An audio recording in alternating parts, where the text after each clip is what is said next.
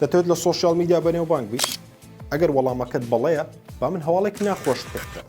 لێرە بە دواوە ناوبانگ بەرامبەر پارەیە، دەبێت پارە بدەیت پارە.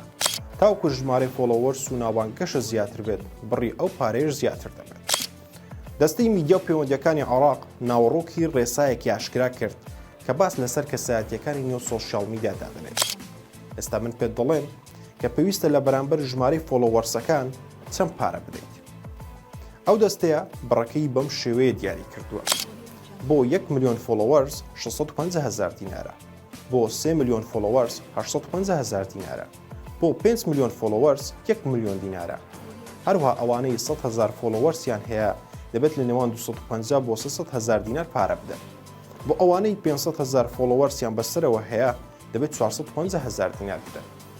ئینجا با پێتان بڵێن ئامانجی دەستەکە لەم ڕێسایە چییە؟ ئەوان دەڵێن دەمانەوێت سوۆسیال میدیا ڕێک بخەینەوە. کەسایەتی و بلۆگەرەکان کاریگەری و ناوبانگیان هەیە، لەم ڕێگەیە پارە پەیدا دەکەن، بۆیە پێویستە بازیش بدەن. هەروەها دەمانەوێت مافی ژن و منداڵ و هاوڵاتیان لە ناوزڕاندن و بابەتی چاواشەکاری بپارێزی. لە کۆتاییشدا داهات بۆ خەزێنەی گشتی کۆبکەینەوە.